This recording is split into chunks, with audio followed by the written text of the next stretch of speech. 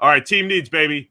Let's start with the Cowboys. They just traded for Joe Milton. Check that box. Don't need a quarterback anymore. What are the team needs for the Cowboys? Yeah, don't need QB2 anymore. I think wide receiver outside of CeeDee Lamb is a significant need for them. I mean, they've torn that down. It's all the Jalen's. It's Jonathan Mingo. It's, they're in desperate need, I think, of a wide receiver 2, albeit one that may play outside predominantly, given how much of CeeDee Lamb's deployment is in the slot. Defensive line, I think, outside of Odigizua, who they brought back, and obviously Micah Parsons, who they're trying to re-sign to a long-term deal. That story is hilarious, by the way, that we're we're negotiating with Micah, and then what does his agent think about it? Who? What? I don't even know his name. Don't get into it. Anyway, don't have time for that today. And then they still need a running back, I think. I don't love what they've done to patch that up. Javonte Williams, their approach this offseason has been like buy low and a bunch of former first-round talents, which is fine, but like probably not making a huge impact.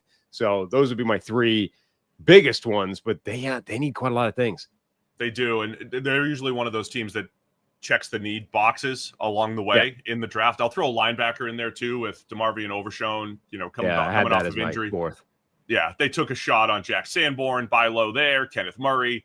I know they had Carson Schlesinger from UCLA in for one of their 30 visits, so he could be in the mix in round 2. When you talk about that receiver need, I think Teteroa McMillan at 12, the more I think about him and CeeDee Lamb, I think McMillan, he's my top non-Travis Hunter receiver in the draft, so I would love him for a few different teams. I'll mention him for a few different teams, but I still think he should be in play for Dallas at 12 if he lasts that long. I think Dylan Sampson maybe at running back. We did our running back takes yesterday. Instead of thinking about a Marion Hampton, instead of thinking about Ashton Genty falling, thinking about that second wave of running backs, I think Sampson could be a nice fit there. And for defensive tackle, again, if you can't get Kenneth Grant and some of those top big body nose tackle, maybe Jamari Caldwell from Oregon in the middle rounds. It does feel like a draft where Dallas can tick off all those needs. I would just want to do it from a positional value standpoint along the way. They might be a sneaky team for defensive line with that first pick. I mean, everyone's been kind of putting a receiver or a running back to them. They might actually be much more sensible to go best pass rusher, at the top of the draft, and then come back where all the value is in the second and the third round and get your wide receiver, get your running back. Because, I don't love McMillan at that spot. I don't even love necessarily his fit in that, with the complementary piece of CeeDee Lamb already in place. I wonder if they would be better off coming in the second round and targeting a different type of receiver there. And then, in the third round, all the running backs we were talking about yesterday, so many of those guys fit in that kind of third round range. So maybe that's the way they should go. I like those ideas, Sam. That was good. That's the Cowboys. One team down, 31 to go. Let's go New York Giants. Their biggest team needs, and then we'll talk about some potential fits there for them. The New York Giants, I had initially quarterback down. I still think they need a quarterback despite Russell Wilson and Jameis Winston being a 1-2 duo and then Cutlets being there for the vibes. Offensive line, I think, is still a mess. It's still a work in progress. They've addressed it. They've added bodies. They're moving in the right direction, but it's still not good. And then, defensive depth, defensive line, cornerback too, like a bunch of places on the defensive side, they could still add talent. Yeah, I like it. I mean, if they go QB, look, I think cornerback issues, Travis Hunter could come in there. That's if they want to replace a Deontay Banks, maybe have Hunter come in a corner and be potentially be wide receiver 2, fill 2 different spots at number 3. I think Hunter's going to be their guy at 3. And then, like I'll say for other QB needy teams, insert your favorite developmental quarterback. I think the Giants will be in that mix for if Shedeur Sanders falls, we start Giants watch, Browns watch, teams that passed him up potentially at 2 and 3 respectively, and then do they trade up from the top of the second round to Sanders? They might be able to do both, right? There is this world where the Browns come away with Abdul Carter and Shedeur Sanders. The Giants come away with Hunter and Sanders. Maybe they go full Colorado, trying to reclaim some Alamo Bowl glory from Colorado. They lost in the Alamo Bowl. Maybe they try to recreate Colorado, and that's where they go there. Interior offensive line depth, that'll be interesting for the Giants to see, where they go there. I think it's, Donovan Jackson on the turn is going to be a hot name from Ohio State. Tyler Booker, if he lasts into the second round, on the turn there could be in the mix there for the Giants. They're in a tough spot because the positions that they need to upgrade are now positions that they previously tried to address. So in order to fix the current problems, it necessitates acknowledging that you screwed it up the first time around, right? So John Runyon is a starting guard right now, but he was a guy that at the time didn't look like he was going to fix a position. They spent, pretty reasonable money on him. He's still a problem spot. So you either need to admit, hey, we got it wrong when we tried to sign John Runyon to fix it. John Michael Schmitz, we loved as a process move, loved as a potential fix. Hasn't been yet. I would say you could or should be looking to upgrade him as well. But again, he's a guy you drafted to fix the position. So that's always a tough spot for NFL personnel guys where like the position that still needs to be fixed is one that you tried to fix already, which involves sort of acknowledging your mistakes and trying to do it again.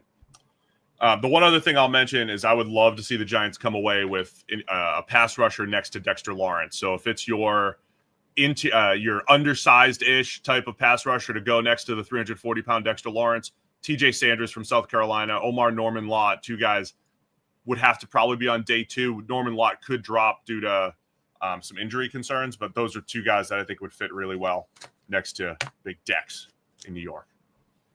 All right, man, let's go. Philadelphia Eagles, the defending Super Bowl champions, biggest needs. They don't have one. I mean, they could use a right guard. That's about it. It's got to be the D-line. It has to be the D-line, though, right? They just won the Super Bowl with Josh Sweat, who just made, $20 million. Milton Williams just made $26 million. They have to see those as not their acute needs because they just had them on the team. They must want to replace them in the draft here. Hey, guys, just taking a quick break to tell you, hey, just over 50% of you are still unsubscribed to Check the Mic. It helps the channel. It helps to make sure that you don't miss any of our shows. So if you have a chance, hit the subscribe button right now. Yeah, but it's literally just depth. Like they've got players that they've got, like the reload is already there in terms of starters. Like Maro Ajomo is ready to step in. Jalix Hunt has already stepped up relative to when he was drafted. They brought in Josh Uche as a buy low guy to add to the rotation. Like, yeah, they will and should definitely reload and continue the depth. But like, again, we're talking depth. Like every other team, there's a glaring need where like they need starters here, they need upgrades here. The Eagles just need to add depth, except right guard, where they probably don't want Tyler Steen starting, which is how Mekhi Becton won that job in the first place last year. Yeah, they have signed a whole bunch of, cast-off type of edges or, just veteran short-term pieces, I think, to fill some of the depth spots. I don't know if that speaks to what the Eagles think of this draft class as far as the depth goes, as far as edge rush goes. But they brought in Josh Uche, still have Bryce Huff. Jalix Hunt was looking good last year. I would still rather – I just know the way they work, man, and I think they're going to want to continue to get young there. The Bryce Huff thing is interesting, by the way. Like, they didn't get rid of him in this offseason. I think a lot of people thought that might happen. He was a healthy scratch in the Super Bowl. Remember, like a big kind of offseason free agent signing who had been arguably the most efficient situational pass rusher in the NFL over the last couple of years, completely bombed for the Eagles to the point where he was a healthy scratch in the Super Bowl. But he's still there. And like that talent didn't disappear. Like Bryce Huff didn't stop becoming a useful player the second he arrived in Philadelphia. Like he didn't cheesesteak his way out of capability. So I wonder if maybe, I don't know why the transition was so rough for him I wonder if he will have a more useful impact this year than he did a year ago. Azeez Ojulari's there as well as a veteran. I still wouldn't hate them being in the market for whichever edge might fall or, be available at the end of the first round. Nick Scourton from Texas A&M, Jack Sawyer, maybe not at the first round, but somewhere in the second or third round. If Donovan Ezeraku from Boston College is still there, I still wouldn't hate them being in the mix at edge or at defensive tackle, right? They do have a spot to replace Milton Williams directly. So if Walter Nolan is there at the end of the first, if Derek Harmon is there at the end of the first, I know they've spent first rounders on defensive tackles, 2 out of the last 4 years, going back to 2022, but would not hate seeing even more of that. I know there's some Tyler Steen love in the chat here at guard. I don't know if he's necessarily locked in there. I think the other Bama guard, Tyler Booker, would be in play as well, adding some just more size and power to what they already have in Philly to replace Mekhi Becton. I think Booker would be a good plug and play type of starter back end of the first. And then succession plans, like it's depth and succession plans. Like, do they want the tight end that allows them to move on from Dallas Goedert? Do they want a cornerback that is sort of a future as opposed to a Dory Jackson who's a stopgap? You know, those types of players. The one other name I'll mention, just because I think they're going to draft a couple defensive linemen, David Walker from Central Arkansas, mid-round pick. Love that guy. Brandon Graham body type. So you got to get it. You got to make him. You got to fit him in Philly because he's got the Graham body type. You know, Graham just retired. Get David Walker in there. It's the only way to do it. Washington Commanders, their biggest needs here, Sam. The Washington Commanders' biggest needs, edge rusher, obviously, still always. Since they traded away their 2 edge rushers, they have had maybe one of the worst edge rusher situations in the NFL. Atlanta's up there. Chicago was up there until they made their trade.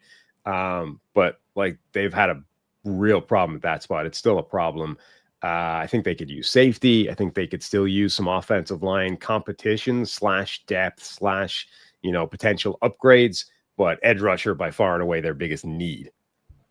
Yeah, so we're talking back end of the first round. A lot of the names I just said for the Eagles, I think those guys could be available, right? Depending on where the positional runs go in the first round, the back end of the first. I don't know what ends up happening with James Pierce or with Mike Green, the 2 guys that we think are probably top 15 type of players that have off-field questions. Are they available in the back end of the first?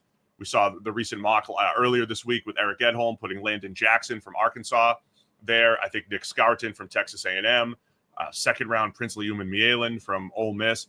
All those guys in the mix as edge rushers, I think, for Washington. And they're a team that I think could double up at that particular spot, or even on the interior where they did pay for Javon Kinlaw. They did draft Johnny Newton last year. They have Deron Payne.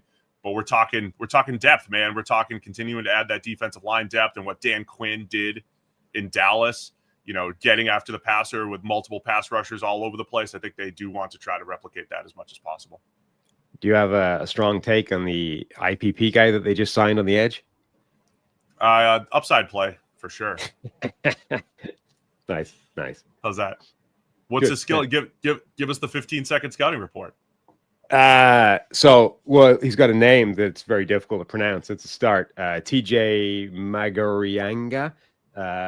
He's a Zimbabwean rugby player who went through the South African schools program. So that's a good thing. South Africa's schools program is very good for rugby. He was signed with Claremont, who was like a legit top 14 team, but he wasn't playing for them really. But like 6'5", he was 225 when he was a rugby player, but they've called him a defensive end. So I'm assuming he's put on some size since then, but like athlete, you know what I mean? So we're going to be talking to the head of the IPP. I am today, in fact. So great time to do it because this guy got signed by Washington. Jordan Pataya, another rugby player, got signed by the Chargers. Like that program's got some athletes now, and they're sending people to NFL rosters. Chargers filled their tight end need with a rugby player. You're even doing a little consulting with NFL teams. You're becoming the IPP expert around the NFL. So, word's getting around that you're the guy. Yeah, misleading words are getting around from your lips. May have told some people that you know more than you do, and they're calling. What do you know? Not much. Anyway, safety is the other one I know you put down originally as one of the needs. The Commanders could be in the mix for Nicky Manwari from South Carolina, Malachi Starks from Georgia, with that first-round pick in the back end of the first.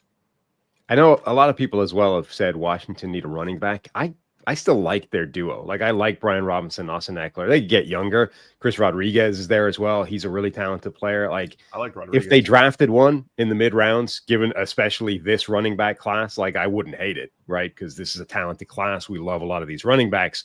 But I wouldn't call it a need, right? Which is what the show is. Thanks for watching all the way to the end of our video. For more great content, click here to subscribe and here to watch another video. We'll see you again soon.